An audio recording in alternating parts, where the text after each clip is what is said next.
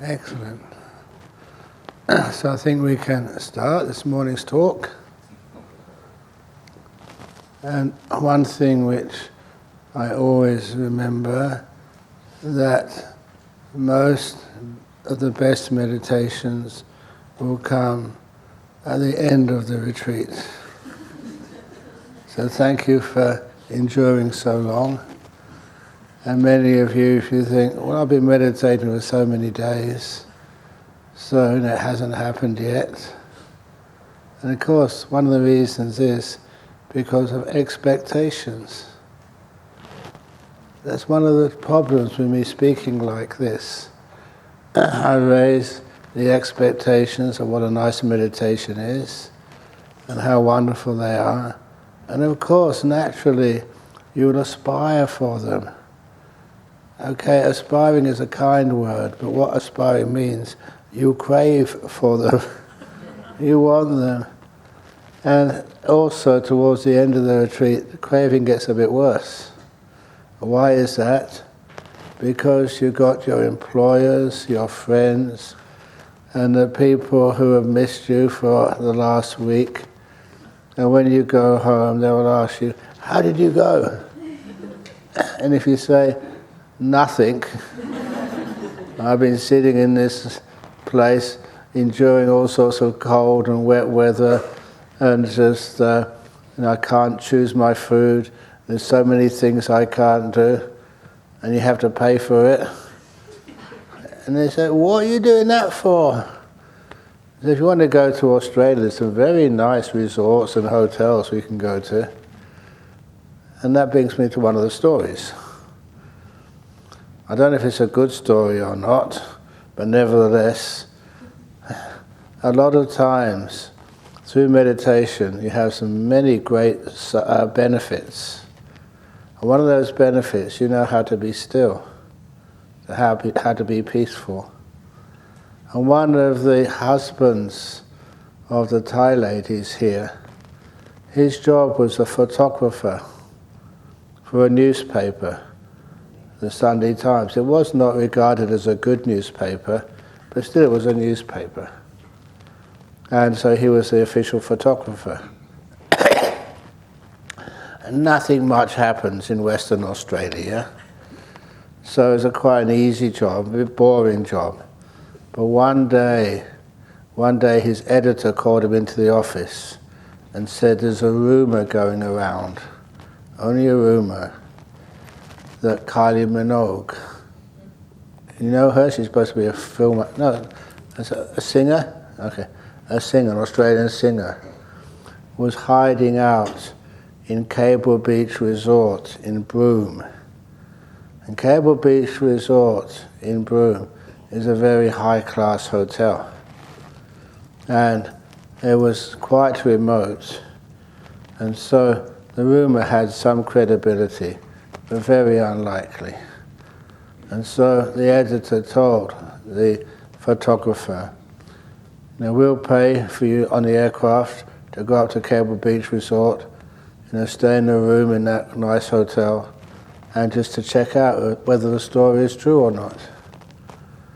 And so he accepted that. It was a nice little holiday away from Perth. Beautiful beach, beautiful resort, and just on the off chance that he could take a photo of Kylie Minogue. So he went up there, and then he said, just after, in the afternoon sometime, he crawled through the bushes with his cameras, just on the off chance. There was no record that she was at the hotel, but nevertheless, who knows? And she was crawling through the bushes, and then he saw her. The rumor was true. This was, in his career as a photographer, this was the break of a lifetime. That's what it's supposed to do. And imagine that was you. You had the opportunity to make something of your career. And so, crawling through the bushes, because of the meditation instructions that some English-born monk had given him, he lifted up his camera, and he knew just one noise, just one click of a branch, or one sort of noise that made the birds fly away, she would realize that something was happening. And so he did it really quietly, and then he lifted up the camera, and there she was. Click. He got his photo. He said that was so exciting. And he said his editor was so pleased with him. He could get this scoop for the whole world. The shot of Kylie Minogue. And I told him, that's a bit mean for poor old Kylie Minogue. She wanted some privacy. He said, yeah, I know, but that's her job, and this is my job.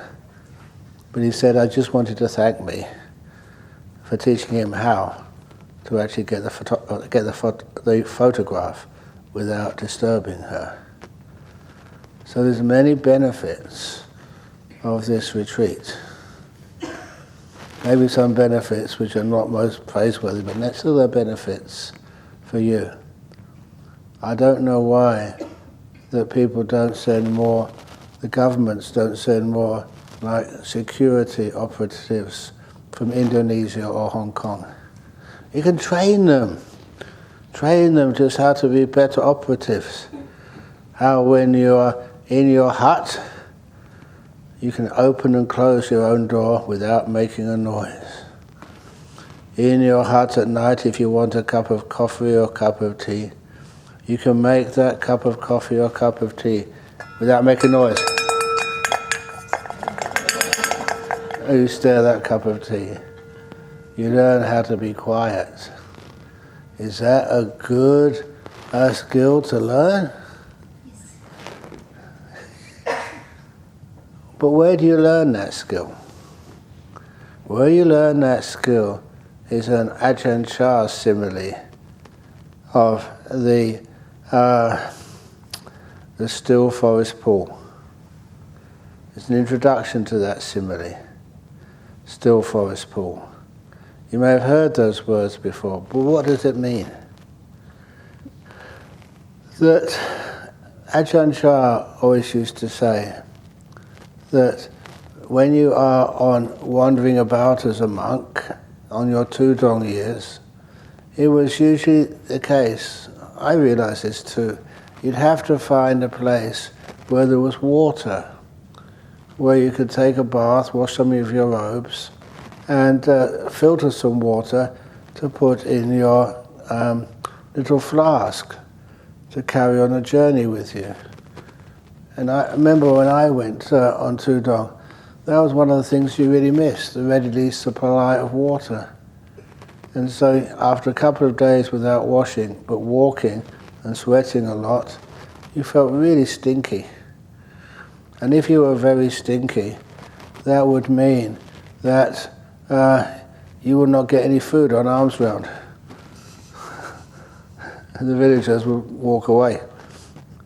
And I do remember at one time, in the early days of Wat Banana Chat, the community ran out of soap. We didn't have any. And so we were so strict monks that we could not ask the villagers we needed some soap. All we did was just to say that if they offered something, then we could ask. But if they didn't offer anything, we just have to live with what we had. So we would run out of things from time to time. And this time we ran out of soap. And we all started to notice each other's smells in the hot climate. And then afterwards, that we sort of asked each other, should we ask the villagers for some soap? I said, no, we've got to keep our rules. So I remember one day when we walked in our village on alms round, and you see all the villagers, what's going on? And they soon figured out why we were so smelly. I remember from that day on we never ever ran out of soap. They were always asking, not if you liked the food or we had enough medicines, you got enough soap? If we run out of soap, they're the ones who had to suffer with our smell. But anyway, because needed water as well as soap to wash, that's why we'd always try and find a lake or a river where we could bathe and wash a few robes and replenish our water supply in our flask. And that was one of the requisites which monks used to carry around with them, the water filter, to make sure that the water was clean. So anyway, that Ajahn Chah used to say that if you find a lake or a stream in the early afternoon, that's where you should stay for a day or two. To stop your walking and to relax, clean up a few things. And he said there was many beautiful places where he was told, and where I found out, where there was this beautiful bodies of water, and that's where you could put up your mosquito net umbrella to meditate. But he also said that some evenings he wouldn't meditate first of all. If it was bright, in other words, there was some starlight, or the moon was up, like, I don't know if you saw the moon last night. The moon is really beautiful when it's full. And sometimes, and even last night, just stirring in the eastern sky. It was gorgeous. There was enough clear patches in the sky. You could see the moon very clearly. And I remember when I saw the moon last night, I remember that little story. I'm going off on a tangent, as usual. As I saw the moon last night, you saw the rabbit in the moon. You know that story? It's one of my favorite stories, but it's a beautiful story. That many, a long time ago, there was a rabbit, there was a jackal, and there was an otter. Those are the three animals. And they were all very good friends. It doesn't matter they were different species of animals. They were all good friends. And every time the moon was full, they would actually, that day, they would keep extra precepts and try to do something spiritual that evening. So they'd discuss things or meditate. And have you ever seen a rabbit meditating? Why not? I remember just here, years ago, there was someone, we thought they left a rabbit, we didn't know where it came from. But I remember just in the hot days of summer here, that rabbit was just so uncomfortable, obviously uncomfortable. So what do you do with an uncomfortable rabbit which has in those days, no room had any aircon? So we put it in the disabled toilet, just that little room there, with a fan, an electric fan. We did have an electric fan, but no aircon. So we put the electric fan facing the rabbit in a small room. And this little rabbit didn't move. It was there all day, all afternoon, with its paws up in front of the electric fan, trying to cool off. And I must admit that when I was told about it, I had to have a look as well. It was so cute. It didn't move in front of the fan. So I said, that must be the rabbit meditating. So anyway, so rabbits can meditate, I reckon. And so then we had the story of the still forest pool. The story of the rabbit and the otter and the jackal. And so those three animals, it was a full moon day, and so they thought, if they see any spiritual person like a monk or a nun, they must do some offerings for them to make some good karma for them. And according to this story, that one of the heavenly beings heard that and said, are these animals for real? Will they really do spiritual things like offer alms to a mendicant? That's like a monk or a nun on alms round. And he decided to test them out. So this heavenly being appeared on earth as a monk. It was a monk he appeared as. And then was walking in front of, first of all, the jackal. And the jackal, saw him, wow, it's a heavenly being, we have to keep our vow, especially it's a moon day. So he went into the village. He knew most of the people were out at work. And he went into one of the huts. He said, I can't steal anything. But nevertheless, there's a kind of a loophole he used. He went into the village, saw some food, and he lifted it above the head. Does this belong to anybody? Does this belong to anybody? Does this belong to anybody? 3 times. No one answered, so he took it away. That's what we call like Bhangsakula in Pali. It's like things which have no owner. So because they have no owner, you can take it. So if you go into my hut, actually there's nothing in that hut. If you go into the treasury and you lift up the money, does this belong to anybody? Does this belong to anybody? No, of course it does. But anyway, that's what the jackal did. And then he went to offer that food to the heavenly being, acting as a monk. And the heavenly being said, thank you. The heavenly being didn't eat it, just gave a blessing, which made the jackal very, very happy. The next thing, the heavenly being approached the otter, and the otter said, well, I can't get any fish for you, that would be killing. But just as it happened, he had caught a lot of fish the day before and put it aside. And so he dug up that fish from yesterday and offered it to the heavenly being. And the heavenly being gave him a blessing. 2 animals had passed the test. And then he went up to the rabbit. The rabbit was so excited, they had the opportunity to offer food. But then the rabbit thought, actually, what am I going to offer? Because I don't have any human food. I don't have any fish stored from yesterday. All I eat is grass. And how can you offer grass to a monk? Would you offer that to me, grass? You would? Oh, Freddie. So the rabbit thought, yeah, I can't offer my food to a monk. So what the rabbit did, he found an old pot and he made a fire.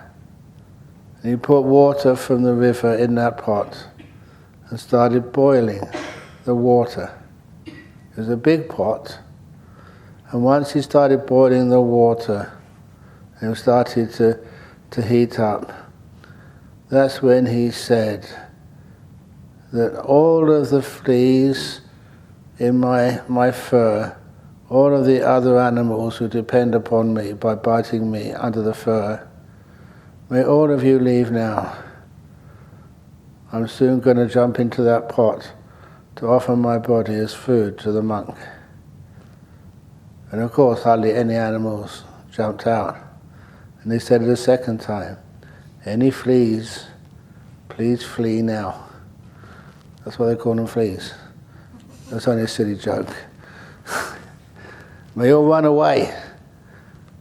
And a few more jumped out. But then the third time, he said it seriously, look, this is serious. In a couple of seconds, I'm going to jump into that pot of boiling water so I can offer my body as food to this monk to keep my promise. So you better leave quickly. And I mean this. It's amazing how many fleas jumped out. So if ever you have too many, what do you call them? Not pests or people depending on your body. That's one way to get rid of fleas or ticks or anything else which is depending on your body, to get rid of them so that they don't get killed. But would they believe you like they believed that rabbit? Probably not. But anyway, the rabbit was sincere. So all those little parasites, they believed him. They all left his body. And once the last one had left his body, he jumped into the pot of boiling water. What do you think happened? This was a rabbit passing the test with 10 out of 10 plus honours. And the pot wasn't, the water, even though it was boiling, was not hot, was not scalding him. And that's when this monk turned into his real shape. He was a heavenly being, come to test those 3 animals. And he praised them all. You make a resolution and you keep it. That's amazing, even at the cost of your own life. And so he said, all 3 of you are so impressive. You're different species, but you keep your promises. You understand the importance, of doing good. So, especially the rabbit. So the heavenly being, with his finger, drew the rabbit's impression, this portrait on the moon. And that's why every full moon, like last night, I could look up there and see the lovely rabbit. A symbol for sincerity, honesty, keeping promises, up in the moon every full moon night. I don't know about you, but I was always impressed with that story. Just how a person, if they promise something, they will keep it. Just like me. I'll tell you a personal story now. People ask me, why did I come to Perth, to Western Australia? And how come I've been here for about 42, 43 years now? 42 years, I think. And the reason is this. When I was just newly ordained and went to stay with Ajahn as my teacher, I made this vow, this promise. It's about promises. And my promise was that as long as Ajahn is my teacher, I will not ask to go anywhere. I will not ask to come back. If he sends me anywhere for any reason, I will go there straight away, no argument. When he asks me to come back, then I will come back. And I followed that teaching just most of my life. Even now. Because after I came to Perth, this was the last place Ajahn Chah sent me. And about 3 or 4 weeks after I arrived in Perth, that's when Ajahn Chah had a stroke and he couldn't say anything anymore. And because of that, I've been stuck here for the last 42 years.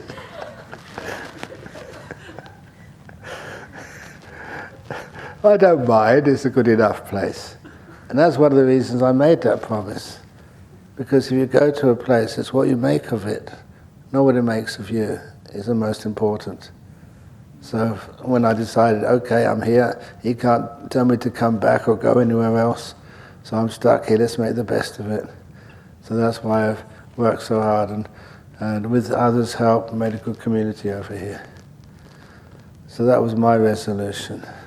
And I always remembered the story of the rabbit in the moon, keeping his promises, so I keep my promises too. Anyway, back to the still forest pool. Do you mind these excursions which I take when I give talks? Good. I'm going to take them anyway. The still forest pool. That's when Ajahn Chah said, you go to a place, now if you're on walkabout, actually the walkabout wasn't a big excursion. It was one of the most peaceful times of my life. Because wherever you went in Thailand at that time, you had to take everything you owned with you. You weren't allowed to store anything in the monastery. You can't do that anymore because when monks go traveling or go here and there, they always store something somewhere. But in those days, everything I owned in the whole world, I was carrying on my back. And first of all, it was heavy, and you soon learned how little you needed to survive well, especially in a place like Thailand, because people saw you, and they were very happy to feed you. Sometimes the food you got was not that so nutritious. As I say, that sometimes all you got was a bowl of sticky rice and some chili, which I didn't like, but you had to eat some anyway. So it was very basic food, but enough to keep you going.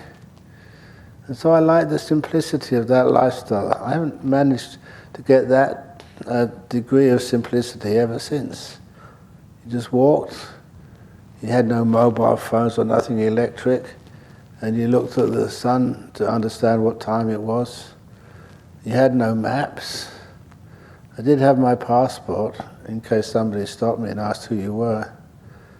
And so you kept on walking. If you got to a crossroads, you had this beautiful choice. You can go forward, you can go back, stay still, go left or right. You had no destination, nowhere to go, no one to meet. You had no worries about food. You get some food the next day. All your requisites, you had your mosquito net umbrella. You were totally free. And even the shoes which I had, I did have some sandals when I started, but after a while, who needs sandals? You can walk on the verges, on the road, on the grass. Your feet soon became very resilient. And that was also a wonderful thing. Sometimes you say, oh, poor Ajahn Brahm, his feet must be so cold. I never wear socks, and you don't have wear sandals most of the time. Honestly, that gives you such a sense of freedom. I just walk from my hut to here, and you'd never get dirty. This place is kept so clean. Even when you go arms round in Perth, you go for a walk about 45 minutes to an hour through the streets of Perth in Nollamara. Usually do that every Saturday morning when I'm there.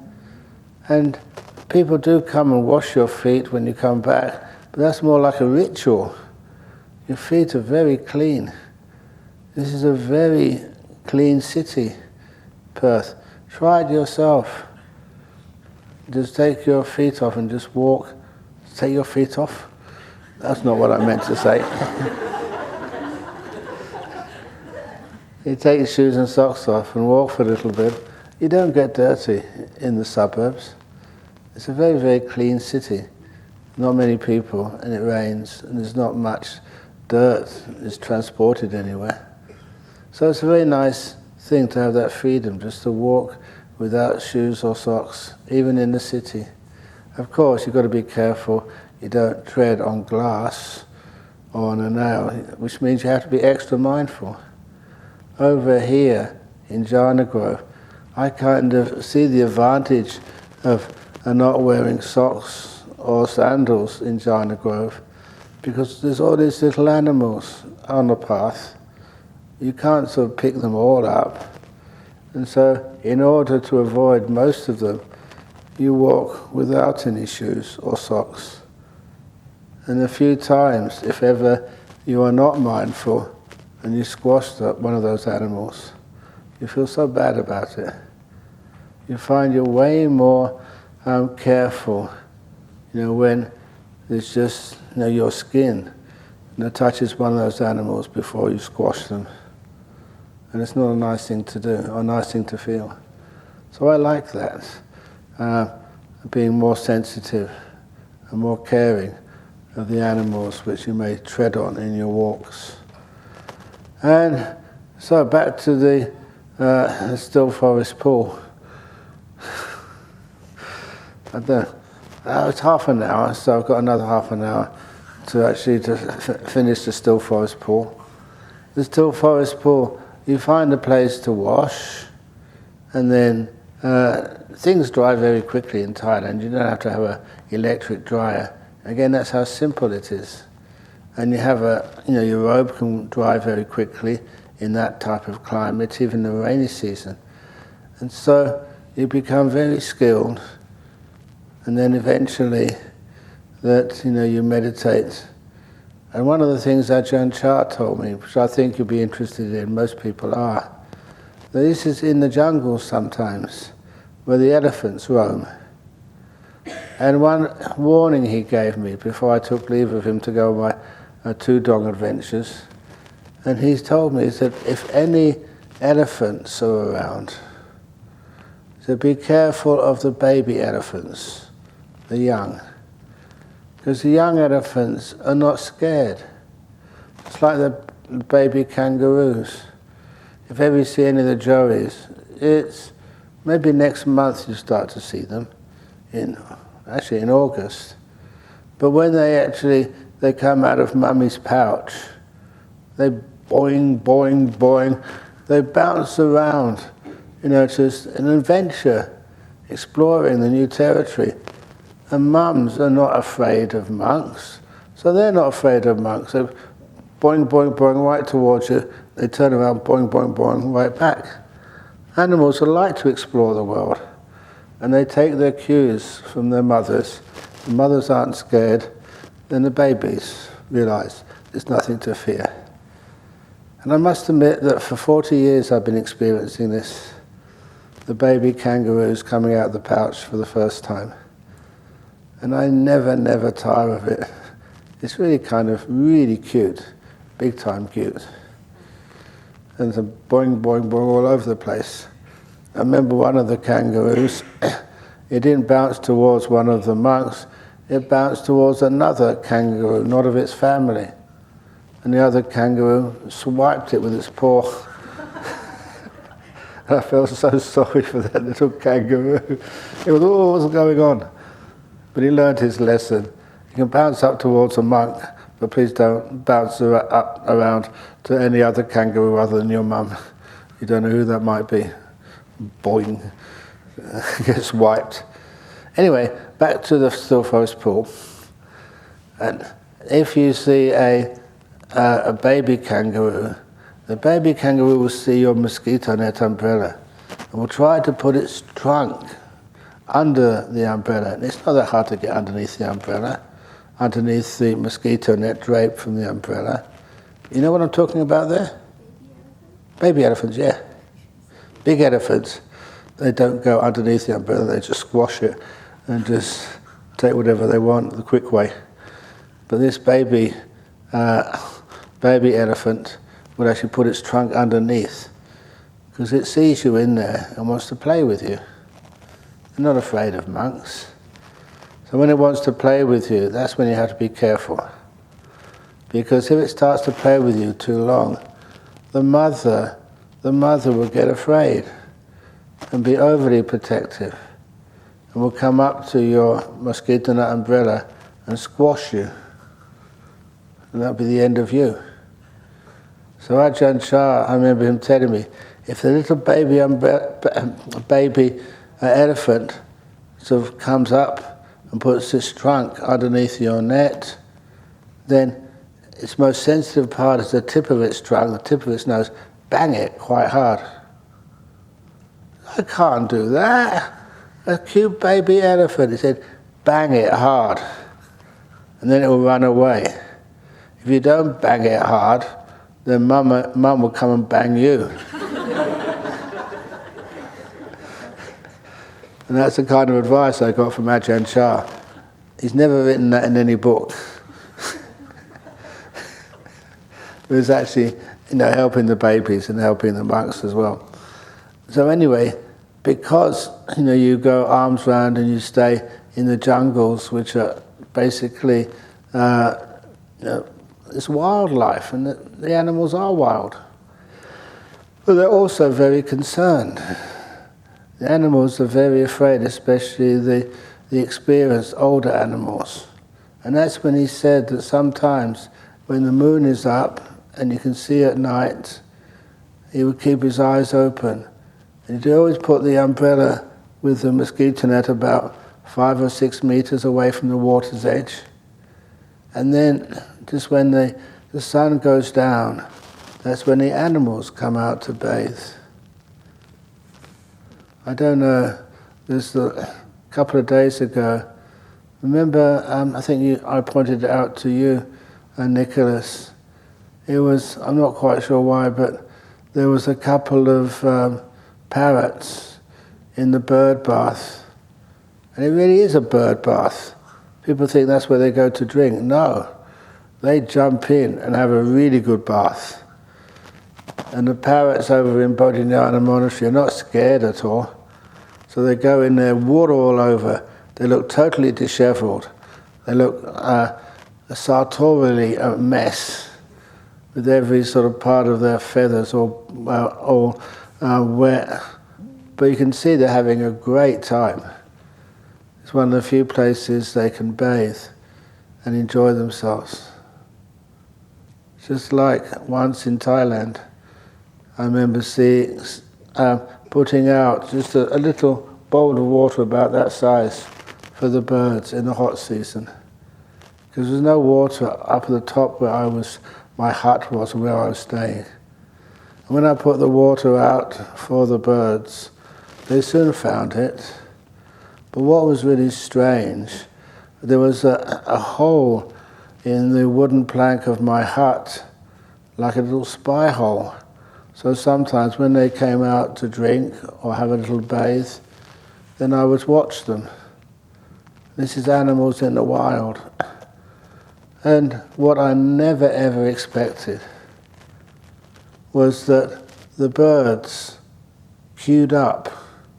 There was a line of birds. I saw this with my own eyes, waiting for their turn to actually go into the water to drink and to bathe. Birds of different species, big ones, small ones, and they were all queuing up for their turn. And I must admit, having lived in China for a long time, I never seen that happen at bus stops in Bangkok. The birds were far more civilized than people. But more than that, every now and again, there was one arrogant bird, the alpha male or whatever it was, and just jumped in ahead of everybody else, the queue jumper. And I like seeing that because the reaction of the other birds, they all jumped out of line and they pecked that bigger arrogant bird until that other bird fled. And they all did that together. Birds of different species, protecting the culture. And then after they pecked that bird and chased it away, then they all got back in queue. That's what I never expected. They remembered exactly where they were in queue before. And they went back in their place in queue. It was so cute and sweet to see like animals in the wild and their natural tendency to organize themselves. And that gave me a lot of confidence that animals are not sort of dumb animals. They were highly mindful and organized. And anyhow, in those still forest pools, that sometimes you can see the animals start to come out in the evening to drink and to wash. They always have their young as well. And Ajahn Chah, would remember him telling me, with obviously a big smile on his face, this brought back these wonderful nostalgic memories of the time when he was an Ajahn Chah and had no responsibility, could wander wherever he wanted. And in the evening, it's kind of like entertainment. Apparently these days you can have nature channels where you can see all the antics of the animals, on a box or on your iPhone. But this was actually for real. And I remember him saying that sometimes he watched and then an animal would come out of the bush, say like a tiger. And the tiger was afraid, because the most dangerous animal In the jungle in those days, what was it? Humans. Humans were more dangerous than tigers.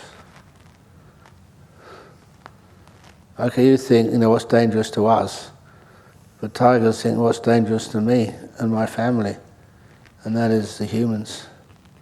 So sometimes the tiger would come out, it wouldn't have a look around, because the tiger's eyesight was not so good. What they would depend upon for their safety is their ears, sound, and smell. They were the dominant senses for tigers. And if they smelt something strange, or if they heard like the human voice, tiger, tiger, they would notice that and they would go back in the jungle with their family and wouldn't come out for days. That's how hard it was to see these animals in the wild.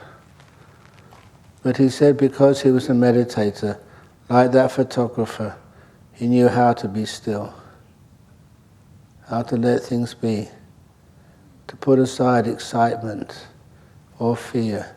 Tiger, I'm going to die. The tiger notices you and can smell your fear. And that's why the tiger would attack you,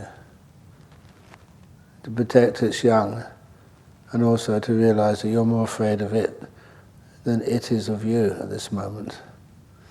But Ajahn Chah obviously could know how to be still and peaceful without fear. So the tiger smelling, they didn't know he was there. Or if he said anything, they would pick that up straight away, the noise. And if they picked it up, they knew he was there. And they would just go back into the bush. It was not worth the risk, no matter how thirsty they were. But if he stayed perfectly still, which he had been trained to be as a meditator, the animals would come out to the tigers, sniffing and listening. And if they didn't pick up any danger signals, the tiger and all their cubs would come out and play in a still forest pool. And so, they only really were cautious at the very beginning, and after a while they put their guards down and played around in the water, which was really good fun to watch, as long as they never knew he was watching. And that just started off with the big animals. Then afterwards, the more rare animals came out to play by the still forest pool. The stillness meant Ajahn Chah watching, didn't move, didn't say anything, was just undetectable. And sometimes the more refined animals, the more rare animals would come out to play. And those rarer animals were so beautiful, incredibly beautiful. And then, after the rarer animals, then came out some of the shyest animals in the world, which very few people have seen. And those very shy animals would come out to play by the still forest pool. And if they heard any sound, or smelt anything strange, they would disappear for days. And those rare animals he never realized existed before. Some people may have said their name, but very few people had seen them. And they only come out if you're really still. And that's when he explained the metaphor, the simile. He said the still forest pool is you, your mind. And the animals which come out, the ordinary animals, like the tiger, it's just like the breath really still. And then after they come out to play, once you experience things like the delightful breath, then the more rare animals will come out, very beautiful, but very sensitive. He said that's the nimittas. This is a simile or meditation. Once the nimittas come out, if you sneeze, they will hear and they'll run away again. Even a sneeze will scare them.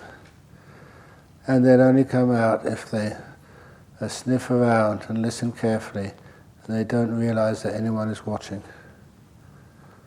And then once they've come out, they're almost like a test to see if you're ready for the many rare animals which come out, which only a few people see, which are the jhanas. And that was Ajahn Chah's simile of how to experience the jhanas. You're sitting there by the still forest pool. And it doesn't matter what happens. Don't be afraid. Don't be excited. It's perfectly safe. It's beautiful experiences. But if you actually celebrate now, it's a jhana! You've blown it. I've done that enough times. Stupid Ajahn Brahm. That's why Ajahn Chah's simile meant so much to me. When these things are happening, really don't do anything. Be still, you're totally safe. You can celebrate afterwards. And celebrate afterwards, but when it's actually happening, that's when it's real. Yes, but in those deep meditative states, because your 5 hindrances are gone, you'll find you can remember everything perfectly afterwards. You don't need to take notes while you're in these deep meditative experiences. You do remember everything clearly. It's like, again, you can go back there and re-experience it. This is one of the reasons why, in those jhanas, that movement of the mind you call thought, from which you mistakenly perceive that memory comes from, it doesn't come from that. If you can be that still, you're not even thinking, your memory becomes so clear. It's hard to find words in English to describe this. That's why the only word which I've got which is close, but still a long way away from it, is trauma. In trauma, your life is threatened. And that's where you get so alert. You, of course, remember everything. What happened when you're about to die. A few times, this one time, it's on a bit of a tangent, but it describes the experiences. I remember once, I used to love, as a student, going hiking on the west coast of Scotland, way up in the north, because it was very remote, few people, and I knew how to look after myself. And during the summertime, it was beautiful. I would not go there in the wintertime, when it's very, very cold, windy, and bleak. But during the summertime, it was like a paradise up there. So I would go walking up there. I remember once just walking from one place to another, and when I was walking, I'd actually missed the real path. I was going along a sheep trail, not on the cliff, and the ocean looked beautiful. And I trod on the path, and then there was no ground underneath me. It was actually, there was an indent in the path, and it had been grown over by grass, and I was stepping on nothing. So I fell over the cliff. And I remember I twisted around, my backpack was very heavy. There's nothing you could do. I was just facing this cliff wall, going down, down, down, down. And I thought, this is really going to be dangerous. I'm going to be very badly injured. And even if I was so injured like I broke a leg and couldn't walk, that'd be even worse. Because, no one, this was off the path, in a remote part of Scotland. No one would know I was missing. They wouldn't be able to find me.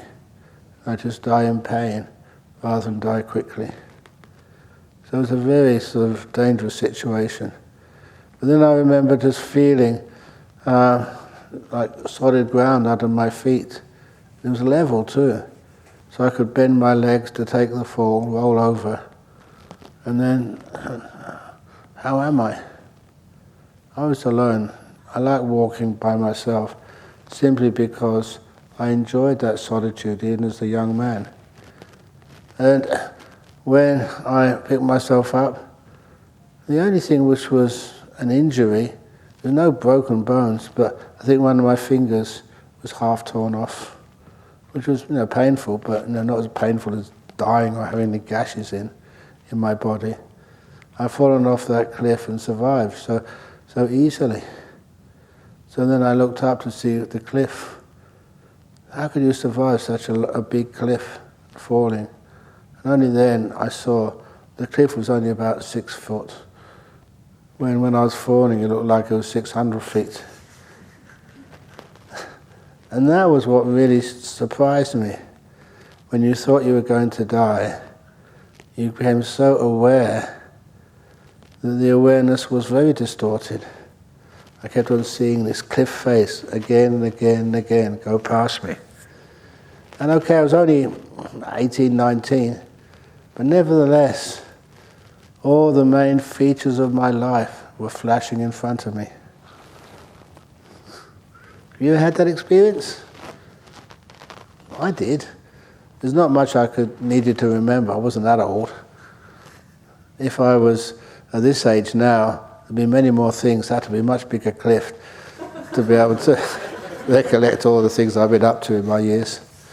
But that time, it was fascinating. Just how I was convinced it was such a long journey down that cliff. And there was only, must have been a couple of seconds, that's all. That's why I had no injuries. And so that told me how time does get distorted. And other things get distorted. When you are super mindful. Not just distorted in a bad way. You get so mindful that time kind of slows down. You can see much more, pick up much more. And so from that experience, that was just an ordinary experience, a close-to-death experience, because of a mistake of falling over a cliff. How? You can remember everything very clearly. So if you're having a good meditation, you can put away your notebooks during the meditation, because you can remember them much better than anything you could write down. And that makes it very efficient. You don't have to kind of stop, I must remember this, I must remember this, I must remember this. You're going to remember it anyway. What happens inside those deep meditations. And how beautiful and blissful they are, and how freeing they feel. That's one of the reasons why that when you get that ability to get into those deep meditations, you not only enjoy seeing how the mind works and how it plays around just by the still forest pool, like families of tigers, but you can also, you go deeper, get even more enjoyment, more bliss as you see the nimittas. And you get so satisfied with this. You don't need to do anything. You don't need to be a wise person and write an article about what nimittas are like. You don't have to be a professor of nimitology. Because you're just enjoying it. And the nice thing is that once you know how they arise, you can enter them easily. Imagine that. You have access, to the world of nimittas. Who needs Netflix? Actually, I've never watched Netflix. Who needs Netflix? Is that right? That's a streaming program? What do they have on Netflix?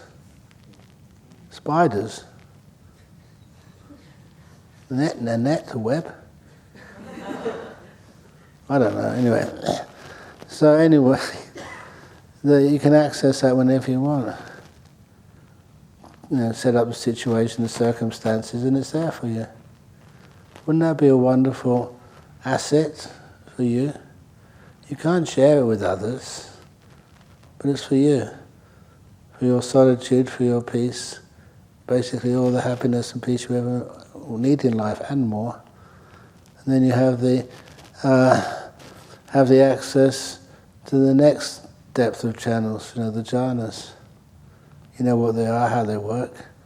You can go in there whenever one wants. That's why the Buddha called them a pleasant abiding here and now. Not for something to wait for after you die, but right in the present moment, right here. Imagine that that's what you have. Just imagine it. Would that be a great asset for you? That's what the Buddha said.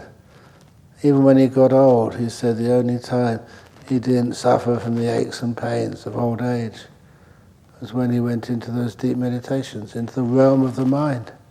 And they had a beautiful abiding. So that's why they're very, very important and very, very helpful and not that hard. People always argue with me that way. It's hard. When you want it and expect it, you make it hard. So this is the last day of the retreat, maybe tomorrow. This is close enough to the last day. Just give up. Renounce. In other words, don't expect anything. How many people have been meditating for years? Have you achieved or experienced a jhana yet? If you haven't yet, what's the chance of you experience it in the next 24 hours? 0. So give up. Don't even try. Then you find it happens. When you give up trying. There's so many lovely stories of that. That's why I love it when on the last day of the retreat. An example, just to finish off with, the still forest pool simile. There was this gentleman. This is the gentleman who was always breathing loudly in the retreat I gave in Sydney many years ago. And whenever he was in the meditation hall and started meditating, you know he was meditating on the breath because you could hear his breath.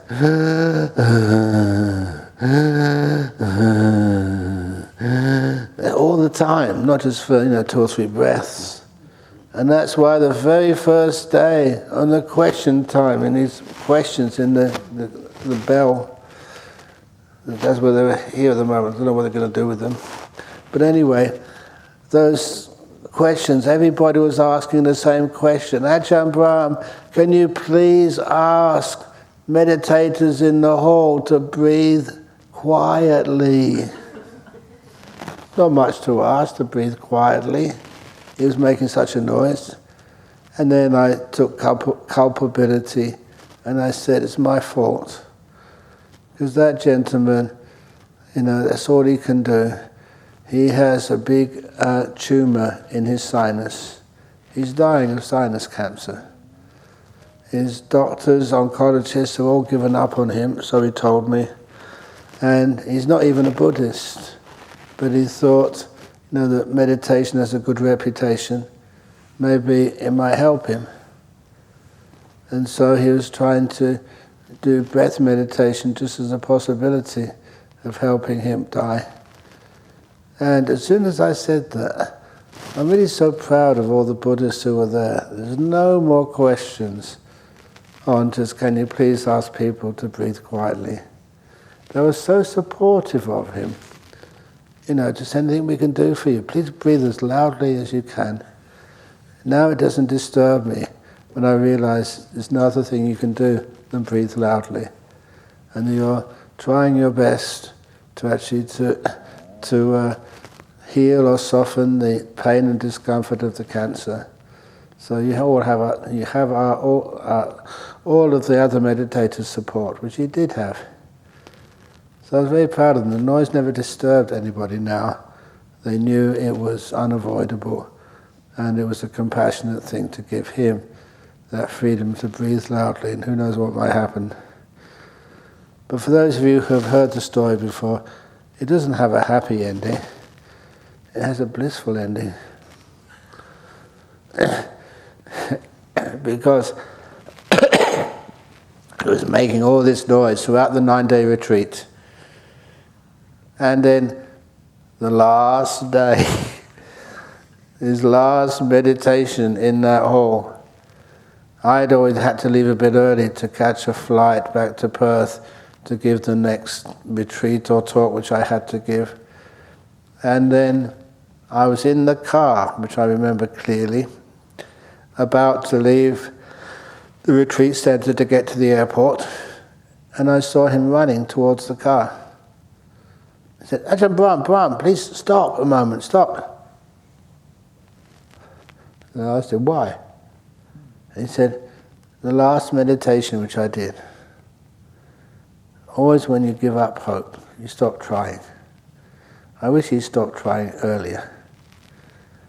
The last meditation, he said he heard a popping sound. I love that phrase, a popping sound. And for the first time in months, he could breathe through his nose. The cancer had shrunk, the tumour had shrunk. But then it closed up again a minute later. So for 1 minute he could breathe through his nose, the nose through the tumour there, or the tumour had shrunk. Then it closed up again. And then he asked, well, what should I do, what should I do? And of course you know what I said. Just carry on. Just relax to the max again. Make peace, be kind, be gentle. And then I thought he left it too late.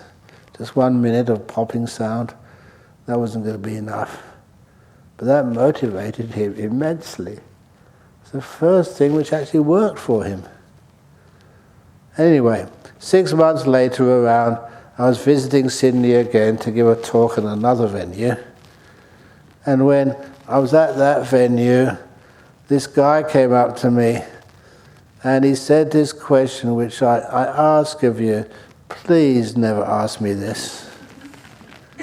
And that question was, do you remember me? Now honestly, it's not that I've got a bad memory, it's just that how many people do I meet every year? How many retreats do I give? And some of these conferences which I give, like the one I usually give every year in Sri Lanka, it's usually about 2,000 or 3,000 people. And some people come along. I saw you last month in BMICH, in the conference. Yeah, they saw me, they can remember me, I was the one on the stage. But how do you expect me to remember you in the audience somewhere? But anyway, so my usual response. And just to say, no, I don't remember you. It sounds a bit mean. So I changed that to a stupid response. And the stupid response is, yeah, I remember you. You're the person whose name I keep forgetting. There's some truth to that as well. So anyhow, I said, actually I was being honest today. I said, no, who are you? And he said, I am that man with that cancer, with that tumour up his nose, who was always meditating loudly. I just carried on. Many popping sounds later, the cancer disappeared. Full remission, full good health. And he said, with your okay, and of course I was going to say okay, please may you let me carry on teaching that method for the rest of my life as a gift to other people, especially those with cancer. It gave him some bliss, but I think I got more bliss out of hearing that. How the guy who had a nasal cancer, incurable, was now totally in remission and spending his life not giving me a donation or anything, but just to spend the rest of his life serving others by teaching that meditation. And how beautiful that was. So that's the sorts of things which I like from meditation. On the last day, no expectation. It will not work for you. And I say that because that gives it a chance of working. You understand what I mean? Don't expect. Okay, so that's the talk this morning. Sadhu, sadhu, sadhu, sadhu, sadhu, sadhu, hee hee hee. So what is my name? Am I the monk whose name you keep forgetting? Excellent. Was that useful for you? Once again, I didn't know what I was going to speak about, but I thought that might be useful. Excellent. Okay. Now, do we have those interviews? Okay. So off we go. Please try and keep it for 10 minutes each. Is that okay? How many interviews have we got on the line? They're pretty full. Okay. Okay. So 10 minutes. And then afterwards, what happens after 10 minutes? I know that once when we had a conference here, I mentioned that I tried to get a gun. Some of them ring a bell. Now, people don't listen to bells, because we practice no bell silence here. But a gun, that's a bit more aggressive, and that might actually get through. But the gun was supposed to be one of these guns, you could press the trigger and just get this flag which comes out saying bang. But then there was a time that people were so hypersensitive to terrorist attacks. So because of that, you couldn't even buy a toy gun in Perth. Anyway, so we'll see you at the interviews, and then what else? Anything? No. Sorry?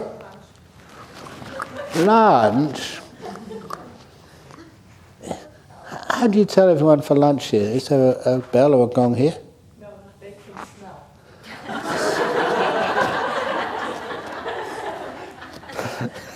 Excellent.